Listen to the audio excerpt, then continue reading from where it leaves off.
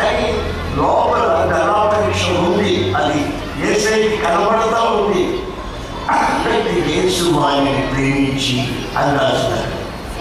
యేసు వారిని ప్రేమించి ధనాపేక్ష గురి నిండా ఉన్నా వారిని ప్రేమించి నీకున్నది పేదలకు పనిచేసేది. పేదల మీద పెద్ద శ్రద్ధ కలిగినట్టుగా మాట్లాడుతున్నావు. నీకున్నదని కోట్ల కోట్ల ఆస్తి దాచుకున్నావు నువ్వు. మనం పేద మీద చెప్తారేంటా మంచి మాటలు. నీకున్నది పనిచేయి, నిత్య జీవానికి నువ్వు వారసులు అవుతావు అని యేసు ప్రభువు చెప్పాడు. గమనించండి, మన వ్యక్తిగత జీవితంలో మోకరించడం తెలిసిన యేసుక్రీస్తుని ప్రవక్తగా దేవుడిగా గుర్తించిన, ఆయన ద్వారా ఏదో గొప్ప సంగతి వినాలని ఆశించిన, మంచి రోజుల్లోనైనా మోకరించి ప్రార్థన చేయించుకోగలిగిన, ప్రార్థన చేసిన, ఇన్ని స్పిరిచువల్ ఆత్మ సంబంధమైన అనుభవాలు మీకున్న, ఎక్కడో గుండె లోతుల్లో నిత్య జీవానికి ఆనందమైనది ఏదో ఉంది. అది నువ్వు సరి చేసుకోవాలనుకుంటే నీ బుద్ధి లేదా గుండె నిండా ధనాపేక్ష పెట్టుకొని నిత్య జీవం కావాలని నేనే కట్టలేదు. అది యేసుప్రభు మాట్లాడాల. ఆ గుండె నిండా ఎవరైతే చూసి కూడా వారిని ప్రేమించి చదవని పదవి వచ్చాయి. మార్కు సువార్త పదవి వచ్చాయి. మార్కు సువార్త 10:21 వాక్యం.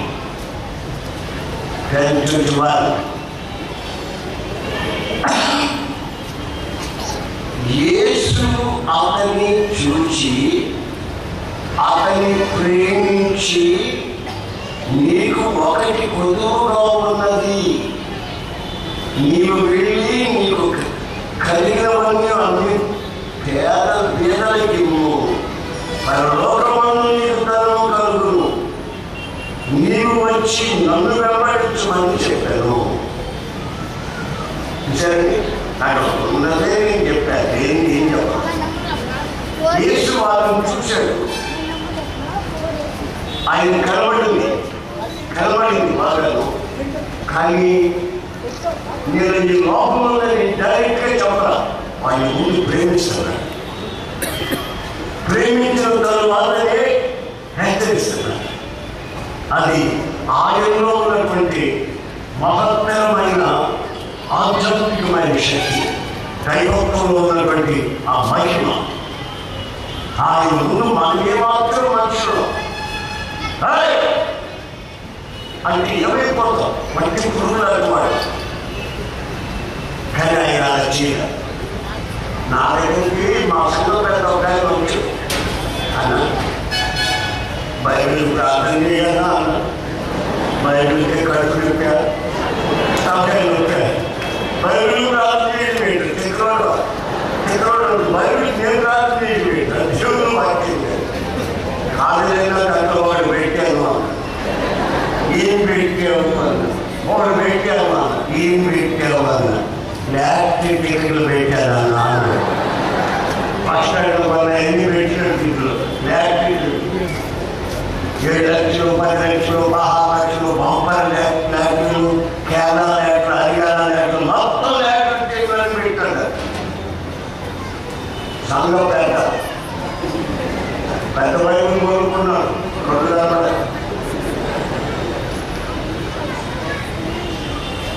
నేను ప్రార్థన చేయను బాబు, నేను ప్రార్థన చేసి ఒకవేళ వచ్చినా నేను ప్రార్థన చేసి అసలు రావు కదా అన్నో, నాకు తెలిసినే అన్నా, నాకు రాదే, నేను దరిద్రులు నాకేది వస్తుందన్నా, అందుకే నీ పేరు రాశానండి.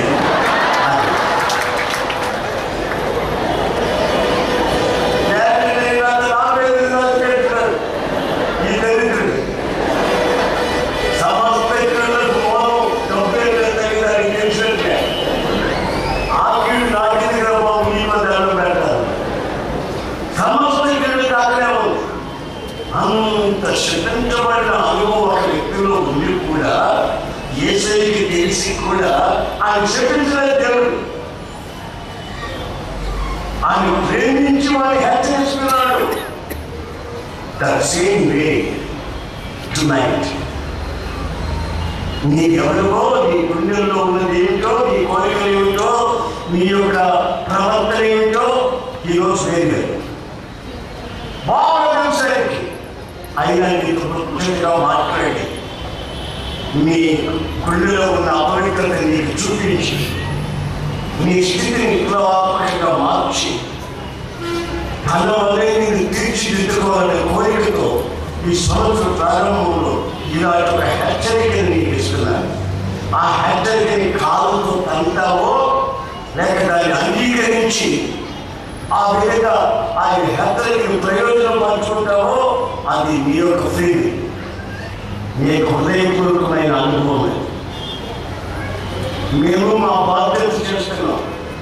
మీరు విన్న తర్వాత ఈ వాక్యంలో ఉన్నటువంటి ఆంతర్యాన్ని గమనిస్తున్నారు. దీనికి ఉపమాన రీతిగా ప్రతిదీ విడమర్చి అరటి పండు నోటులో పెట్టేట్టుగా పెట్టి మింగడం మాత్రమే మీకు ఇస్తున్నాను ఛాన్స్. ముదులతో మాట్లాడలేదు. ఈ బైబిల్లో పెద్దగా అనుభవం లేని వాళ్ళని నాకు పెద్దగా అనుభవం లేదనుకోండి. అయినా మిమ్మల్ని మీతో ఉన్నటువంటి అనుభవాలు బట్టి విడమర్చి ఎందుకు చెప్తున్నానంటే మీకు విషయం అర్థమైతే ఒకవేళ ప్రభుత్వం మీరు హత్తుకొని ప్రభువుని దర్శించి ప్రభువులో ముందుకు సాగుతుంటే అంతకంటే భాగ్యం, అంతకంటే సంతోషం నాకు మరొకటి లేదని సంగతి బైబిల్ చెప్తుంది. సత్యం. నా పిల్లలు దైవభక్తి కలిగి జీవిస్తున్నారని ఎందుకంటే వేరు సంతోషం తల్లిదండ్రులుగా మాకు లేదు. వాక్యం చేత మేము కళ్ళు పిల్లలు మా కళ్ళ ముందు క్షేమంగా ఉన్నారని చూడటం మా బాధ్యత. మీరు దరిద్రులు అవుతున్నా, కన్నీల మధ్యలో ఉన్నా, శాపాలను అనుభవిస్తున్నా, నష్టాల మధ్యలో కూరుకుపోయినా, అవమానాలు పాలైనా అది మా మీద పడుతున్నట్టు పెద్ద భారంగా మేము భావిస్తాం. సంఘమే మాకు ప్రాణమే. దాని వరకే నేను ఏం చేయాలనుకున్నా మేము చేసి మా జీవితాలను కూడా బలి చేసుకున్నటువంటి అనుభవంలోనికి మీకు ఈ వాక్యాన్ని ఈ విధంగా వెల్లడించడానికి సిద్ధపడుతుంది. గౌరవ ప్రియమైన సహోదరులారా, ఎన్నెన్నో అనుభవాలు బాల్యం నుండి నేను క్రైస్తవుని, కానీ క్రిస్టవులో తెలియకపోవచ్చు. బాల్యం నుండి ఆచారాల మధ్యలో ముసులో ఉన్నారు, కానీ ప్రభు యొక్క క్రమం యొక్క ఉద్యోగ దేవుని మందిరంలో ఒక మనిషి ఎలా ప్రవర్తించాలో తెలియకపోవచ్చు. తెలిస్తే వేషాలు వేసి ఆడపిల్లకి డ్యాన్స్ చేయించవచ్చా? జీవన దేవుల్లో మనిషి ఎలా ప్రవర్తించాలో తెలిస్తే మన పిల్లల్ని సినిమా యాత్రలుగా వేషాలు వేసి డ్యాన్స్ చేయించవచ్చా?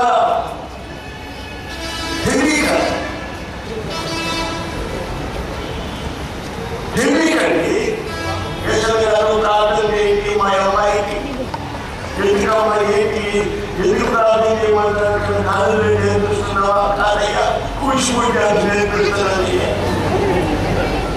నేను నేర్పించడానికి మనం ఏం ప్రార్థన ఎందుకు ఒక కాలు పోతాను ఎగలేకపోతున్న అమ్మాయి ఆ కాలు తగ్గేటట్టు ప్రార్థన చేయ. నాకు ఇదే పోయా వేదికి డ్యాన్స్ నేర్చుకోవడానికి మేము ప్రార్థన చేస్తాం కూర్చుని కదా.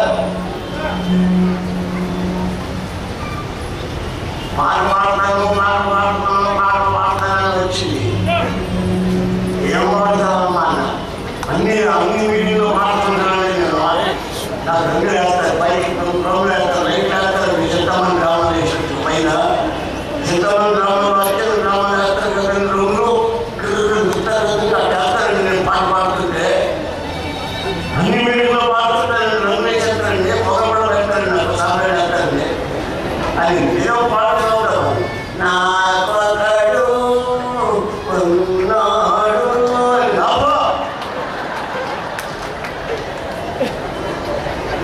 ఆపమంటే నీ కోరుని మాకెందుకు అబ్బా, నీ ఏ శక్తి నీ పాటలు తెలిపి లాభా పోయేమో. నీ దగ్గరలో పోయి ఎగిరేనంటే ఇక్కడ ఎగరడం జీవం గల దేవుని సన్నిధిలో ఏ విధంగా ఒక వ్యక్తి ప్రవర్తించాలను అది ఎదిగి ప్రవర్తించడం మన కర్తవ్యం, మన ధర్మం. అది విచ్చలవిడిగా ప్రవర్తించే ఆ ప్రవర్తన పరిశుద్ధమైనటువంటి ఆరాధనలో, దేవుని సన్నిధిలో, దేవుని సముఖంలో పరిశుద్ధమైన దేవుని బిడ్డలు కలిసి చేతులకి ఆరాధిస్తున్న ఆ చోట ఈ వికారం చేష్టలకి చోటు లేదు, ఉండకూడదు. అది సహించదు ఈ రక్తం, సహించదు ఈ రక్తం, సహించదు ఈ రక్తం. అది దాని పునాది. వేషధారణ అంటే ప్రభు అసహించుకుంటాడు, నోట్లో భూమి వేస్తాడు అంటున్నాడు. ఆరు మనిషి మగవారి వేషం వేసిన, మగవారి ఆరు మనిషి వేషం వేసిన అసహించుకుంటానే. విగ్రహారాధన చేస్తున్న చోట నేను మనం వేరే రెండు మూడు గుళ్ళ దగ్గర చూస్తే రాసింది పోదు, షార్ట్స్ నాట్ అలౌడ్. మోకాళ్ళ పాటలు వేసుకున్న వాళ్ళు గుళ్ళో రాకూడదు. ఫ్యాన్ వేసుకున్న స్త్రీలు గుళ్ళో చర్చలకి ఆలయంలోకి రాకూడదని రాసి సాంప్రదాయ దుస్తుల్లో రావాలి. అది దేవునికి ఇవ్వాల్సిన రెఫరెన్స్, మర్యాద. మనం ఆరాధిస్తున్న దేవుడు బొమ్మ కాదు, రాతి బొమ్మ కాదు, శిల్పం కాదు, చెక్కుడు బొమ్మ కాదు, సజీవుడైన దేవుడు. ఆయన పేరే నజరేయుడైన యేసు. ఈ అంతరంగాన్ని పరీక్షించగలిగిన వాడు, దాటపడినటువంటి ప్రతి ఆలోచనని తిరిగిన వాడు. ఈ ఆలోచన కాదు, ఎవరి ఇమాజినేషన్, ఊహల ప్రారంభాన్ని గుర్తించగలిగిన వాడు. నేను ప్రకటిస్తున్న నజరేయుడైన యేసు.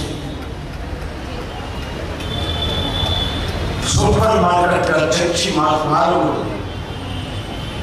చేపల మార్కెట్గా చర్చి మారకూడదు. పవిత్రత మాత్రమే గురిగా ఉండి ఆయన ఆరాధించు ఆరాధనలో ఆయన హెచ్చరిస్తున్నాడు, ప్రేమిస్తున్నాడు, నేను చూస్తున్నాడు, హెచ్చరిస్తున్నాడు. మారుతావా లేదా? ఈ సంవత్సరం అయినా మారుతావా లేదా? లేక పాత బ్రతుకుల్లోనే ముందుకు సాగుతావా? పాత పద్ధతుల్లోనే నీ జీవితాన్ని శాపంగా మార్చుకుంటావా? లేక ఏదైనా కొంత మార్పు నీ జీవితంలో నువ్వు అనుభవిస్తావు. అధ్యాయం తర్వాత మనం చదువుకుంటూ వెళితే, మీకు చదువుకుంటూ వెళ్ళండి, మీకు చెప్తాను వినండి. తర్వాత ఇంటికి వెళ్ళి చదవండి, అధ్యాయం మొత్తం చదువుకోండి. నేను మాత్రమే చెప్పుకుంటున్నారు వెంటనే ఫోన్ చేశారు. ఇప్పుడు మహాసభ్యులు కాదు, నేను చెప్పింది ఎవరు తెలుసా? యెరూషలేము పోవాలని బయలుదేరారు శిష్యులు. ఆయన యెరూషలేము పోవాలని బయలుదేరారు. యేసు ప్రభు బయలుదేరినప్పుడేమో వాళ్ళతో ఉన్నాడు. కొంచెం దూరం వెళ్ళిన తర్వాత హడావడిగా ఒక్కడే వెళ్ళిపోతున్నాడు. వీళ్ళు కలిసి రావట్లేదు, ముందుగా వెళ్ళిపోతున్నాడు. శిష్యులు అంటారు, ఏంటి ఉన్నటువంటి హడావడిగా ముందుకు వెళ్ళిపోతున్నాడు, మనతో కలిసి రావచ్చు కదా, ఎందుకు అలా వెళ్ళిపోతున్నాడు అని వాళ్ళు అనుకుంటున్నారు. కానీ ముందుగా వెళ్ళిపోతున్నాడు. ఆయన ఎందుకు ముందుగా వెళ్ళాడని ఒకవేళ నేను అనుకుంటే నన్ను అడిగితే నేను చెప్పుకోవాలి. ఎందుకంటే మీరంతా విఐపీలేదా, మిమ్మల్ని తెలుసుకుని ఆయన తీసుకెళ్తున్నాడు, మీతో కలిసిస్తే మీకు బస ఏర్పాటు చేయాలి కదా. అందుకని ఆయన ముందుకండి మీ మార్గాన్ని ఆయన సరళం చేస్తా ముందుకెళ్ళిపోతుంది. కోతులు కొలుస్తున్నాయి, మార్గంలో ముళ్ళు పక్కన తీస్తున్నాను, పొరుగుంటే దాన్ని సరిచేస్తున్నాడు. మీకు ముందుగా ఆయన వెళ్ళి మార్గం సరళం చేస్తున్నాడు. ప్రవచనం నెరవేర్చబడినట్టు ముందుగా ఆయన వెళుతున్నాడు. ఆయన శరీరం అనే తెరని చీరుస్తున్నాడు. మహాపరిశుద్ధమైన స్థలంలోకి ప్రవేశాన్ని కలుగజేస్తున్నాడు. కరుణాపీఠమని మాట్లాడుతున్న మాటని ఆయన కృపాసనంగా మనిషి మారుస్తున్నాడు. ఆయన సింహాసనానికి తీసుకువెళ్ళేటప్పుడు సిద్ధపడాలి. ఒకవేళ రాళ్ళుగా ఉంటాయేమో, రాళ్ళు లేకుండా దేవదూతలకి ఆజ్ఞాపించి నా బిడ్డలు వస్తున్నారు, వాళ్ళ పాదాలకు రాళ్ళు తగ్గకూడదు, వాళ్ళని జాగ్రత్తగా తీసుకోమని ఆజ్ఞాపిస్తారు. ఆయన ముందుగా ఎందుకు నడుస్తున్నారు? ఆయన నడిచే ఉద్దేశం ఏమంటుందంటే మన జీవితాన్ని ముగించేందుకు వస్తున్నాడు. దేవునికి స్తోత్రం కలుగుతుంది. ఆ మధ్య నేను బాంబేకి వెళ్ళాను. బాంబేలో బాప్తీసాలు వాళ్ళు చెరువు దగ్గరికి వెళ్ళాం. వాళ్ళు ఆ రోజు బాప్తీసాలు ఉంది, రేపటి రోజు వెళ్ళిపోతారు, ఎక్కడికో గల్ఫ్ కంట్రీస్కి వెళ్ళిపోతారు. ఆ బాప్తీసాలు కానీ మేము పోతే ఆ పెద్ద బోర్డు రాసి ఏమని రాసిందంటే అపాయము అని. దాని కింద ఒక ముసలి బొమ్మ వేసారు. దిగినోడు దిగినట్టు పోతాడు, జాగ్రత్త. నాతో వచ్చిన వాళ్ళు అన్న బాప్తీసాలు ఎక్కడ ఇస్తుంటారు, అందుకే మీరు ముందు దిగండి, నేను కూడా దిగుతాను అంటున్నారు. ఏదంటారో వచ్చినప్పుడు ఇష్టం బాగా పడితే ఇక్కడ ముక్కడు అనేది రాసి పెట్టారు గవర్నమెంట్ వాళ్ళు, ఎప్పుడు పోవాలి అంటే లేదు లేదు అన్నది రాష్ట్రాన్ని చూస్తే దూరమైన పోతున్నా దాని నాకు జ్ఞాపకం వచ్చింది. ఆరోగ్యం కాళ్ళు వదులుతున్నాయి ఇట్లా అమ్మో అని. అంతలో ఇంకొక హీరో, ఆ హీరో వచ్చి అయితే ఏం చేస్తారు మన గట్టిగా అంటారు. చిన్న పిల్లల బాబు నాకెళ్ళి నీకేం రాజ్యానికి అప్పుడు నేను ఒక ఐడియా వేసి తప్పదు నాకు దిగాలి, తప్పదు. భయపడ్డానికి కూడా బాగా లేదు, మర్యాదగా లేదు. 3 మందిలో కళ్యాణాలు చెప్పారు. మీరు అనుకున్న ఒకసారి దిగండి, అందరూ దిగండి, 3 గంటలు నిలబడండి. నిలబడితే కాదు, కాళ్ళు కాళ్ళు కదులుస్తూనే ఉండండి. ఆ తర్వాత నేను దిగుతాను. మొత్తం మీద వాళ్ళకి తింటే వాళ్ళు అర్థంగా ఏమి ఇవ్వలే మనకు తెలియదు. మొత్తం మీద ఆ తర్వాత ఏం తీయదు. బాప్తీసం ఇచ్చి ఆయన ప్రార్థన చేసి బయటకు వాళ్ళంటే అలాగే శాతాన్ని పోయింది ఇంకొక కలిసి ఉంది, అక్కడే ఉండాలి. నువ్వు వచ్చి ఉంటావు బాబు, మీరు బయటకు వస్తారు. తర్వాత దిగను కాదు వచ్చారు వచ్చారు ఆటలో బయట వచ్చారు వచ్చారు బాబు వచ్చేసాడు. అప్పుడు ప్రభు చెప్పాడు, తిరిగి వారు దేవుని రాజ్యాన్ని వారసులు కాదు. నాన్న తండ్రి పిలిచే స్వీకృత పుత్ర ఆత్మ నీకు నేను దయచేశాను. కథ భయపడితే ఆ పీఠని నా నరకానికి తీసుకెళ్ళాను. సముద్రంలో రాత్రి ఒక చేప కూడా పడకపోతే ప్రభు ఏమన్నా తెలుసా, పేతురు కొంచెం లోతుకు నడిపించింది పడవని. అక్కడ వాళ్ళకి పడవని మళ్ళీ మధ్యాహ్నం పడవలేదని పడవని నడిచిరావని పడవలేదు మాత్రమని రాత్రి పెరుగుతుంటామని నడిచిరారు. పడవండి లేదు, ఇప్పుడు పడతాయి. మీరు ఏంటి చెప్తాను, ఆయన మాట్లాడటాన్ని వేస్తే రాత్రులంతా తిరిగిన వలలో ఒక చేప దొరకకపోతే ఆయన మాట ప్రకారం ఒక దగ్గర వేస్తే ఆ గలిలయ సముద్రంలో ఉన్నటువంటి 13 చేపలు అన్ని ఆక్రమించి నిలబడి ఆ వలలో పడ్డాయి. అన్ని ఒకే వచ్చి ఆయన ఆజ్ఞాపిస్తే కలిసి మళ్ళా మరొకసారి అంటాడు, బాయ్ కుడిపక్కని బలం కుడి పక్కన అయ్యా కుడి పక్కన అనుకుంటానే మాకు వేసి మా రెట్లు మా భుజాలు మారిపోతున్నాయి బాబు, మా వరకు కుడి వైపు వేయండి బాబు, ఈ ధర్మం వేయండి పిచ్చి మాట్లాడడం లేదా ఒళ్ళు అయిపోతే అక్కడ స్టోరం చాపు తమ్ముడు ఎక్కడ లేవు అన్ని ముసలిదారా వెళ్ళిపోయి అందరికీ కదా మీరు కన్యాకుమారి తమ్ముడు పోయి ఎందుకంటే అర్థంగా దీనికి వారికి నమ్మకాలు కాదు.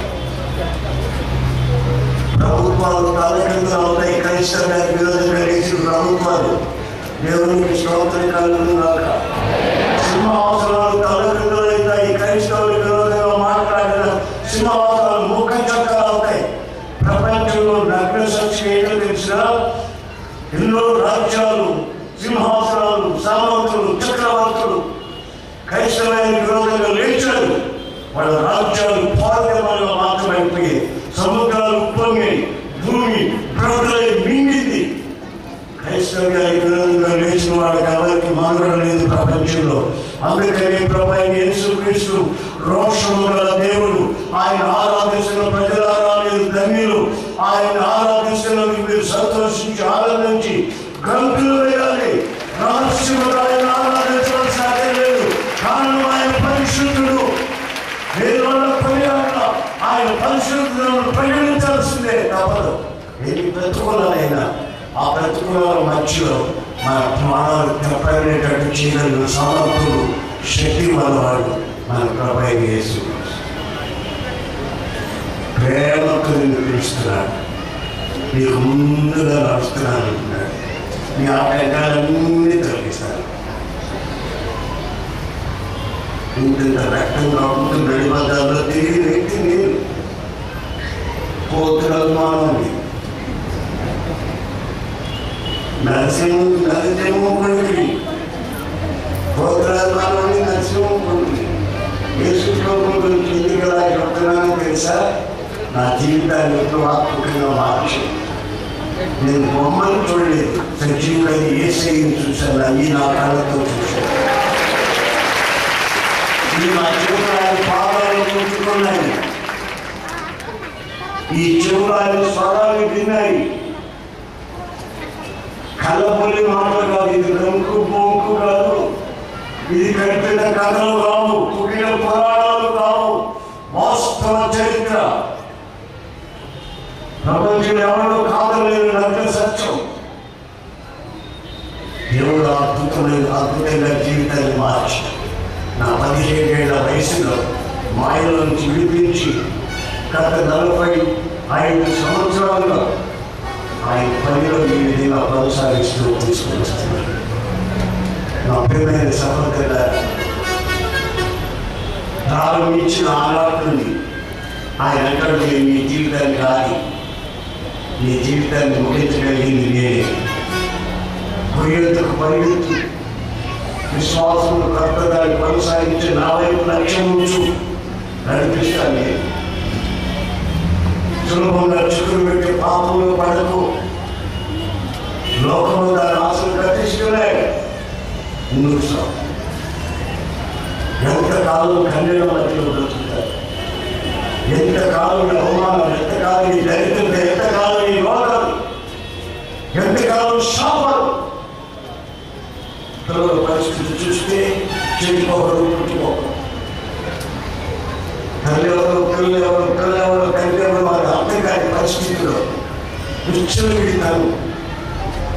స్పెషల్లీ ఈ జంతనగరాల్లో భయంకరమైన పరిస్థితుల్లో పిల్లలు అనేక విధమైన శాపాలు గురైపోయే ప్రమాదం.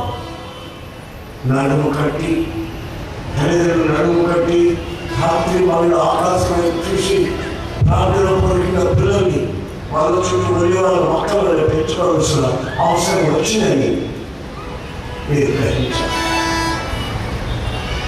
పిల్లలు మన జీవితాల్లో భయాలుగా మార్చబడుతుంటే, కన్నీటికి కారణం కాకుంటే, పిల్లల ముందు మీ ప్రవర్తన సెట్ చేసుకుని పిల్లలను ప్రేమించి వాళ్ళని అదుపులో పెట్టుకోగలిగినటువంటి ఆత్మ సంబంధమైన ఆలోచన దేవుని వాక్యం చెప్ప పొందాలి. పిల్లల వాళ్ళకి ఆలోచన ఉంది, యవనస్తులకు ఆలోచన ఉంది, మిలిటరీ వాళ్ళకి ఆలోచన ఉంది, వ్యాపారస్తులకు ఆలోచన ఉంది, చిన్న పసిపిల్లలకి ఆలోచన ఉంది, వృద్ధాప్యంలో ఉండే వాళ్ళకు కూడా బైబిల్లో చక్కటి ఆలోచన ఉన్నాయి. రాజకీయ నాయకులకు కూడా ఆలోచన ఉన్నాయి. దేవుని ఆలోచన ప్రకారం నడిచిన ప్రతి వ్యక్తి ధన్యుడిగా మార్చబడతారు. తరవచ్చండి. ఒక్కసారి జీవితాన్ని ఒకసారి మీరు ఆలోచించండి. మీ వ్యక్తిగత జీవితంలో గతం ఎలా సాగిందో, రాబోయే కాలం ఎలా ఉంటుందో ఒకసారి గమనించండి. ఇంకా అర్థం పర్థం లేకుండా మాతో పాలు చేస్తారు, ప్రార్థన మీరు మాతో వీడి చేస్తారు అనుకోకుండా మీరు మోకరించి ప్రార్థన చేసే అనుభవంలోకి మీరు రావాలి. వాళ్ళకి ప్రయత్నించాం, ప్రార్థన చేయమని వేళకి ప్రయత్నించాం, వేళకి ఫోన్లు చేసాం, వాళ్ళకి ఫోన్లు చేసాం కాదు. మీరు మోకరించి ప్రార్థన చేసి దేవుని దగ్గర నుంచి వ్యక్తిగతంగా ఆశీర్వాదాలు పొందవలసిన సంవత్సరం ఈ సంవత్సరం. దేవునితో ఉన్నటువంటి ఆ సన్నిహితమైన సంబంధాన్ని పెంచుకోవాల్సిన గడియలు ఆసన్నమయ్యాయి.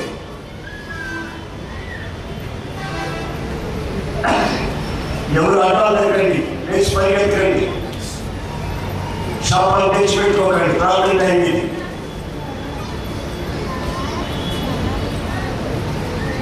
అందరు కళ్ళు మూసుకున్నానికి లేచిపోయింది చూడవాలి. ఈ సమయంలో నేను శ్రద్ధగా నేను దేవుడితో రికన్సల్ అవ్వాలి, సమాధానం పరచబడాలి.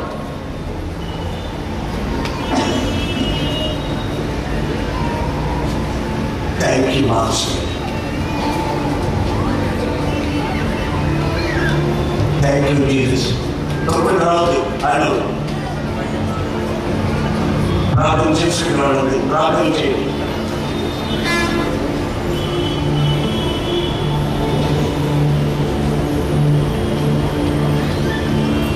ఆయన నిన్ను ప్రేమిస్తున్న రాత్రి, నీ లోటుని నీకు వివరించిన రాత్రి, నీ ఎంత దూరమయ్యావో నీకు తెలిపిన రాత్రి, ఆయన నీకు ముందుగా నడుస్తున్నానని చెప్పిన రాత్రి.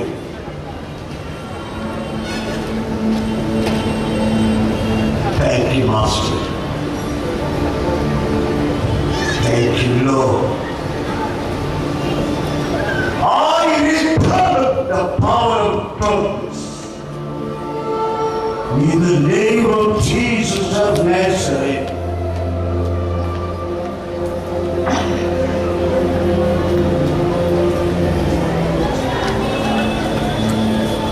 నమ్మకాల శాపంలో నుంచి, మత తంత్రాలలో నుండి, నిర్జీవమైన స్థితిలో నుండి నీ ప్రజలు విడిపించండి. జీవముల మీ నామంలో నీ బిడ్డలు సంతోషించి నీకు ఐక్యపరచబడినట్టు నీ బిడ్డలను దర్శించినటువంటి సమయం కొరకై మీకు స్తోత్రములుగా ఏర్పాటు చేసిన బిడ్డలు మీ చేతుల్లో సమర్పిస్తున్నారు. క్రియాపూర్వకమైన ఈ కార్యములు, అద్భుతములు, మహత్కార్యములు కుటుంబాలను మీరు చేయండి. దళితుల పరిచర్యని, ప్రాంతాల్లో సేవ చేస్తున్న దైవ సేవకులను మీరు ఆశీర్వదించి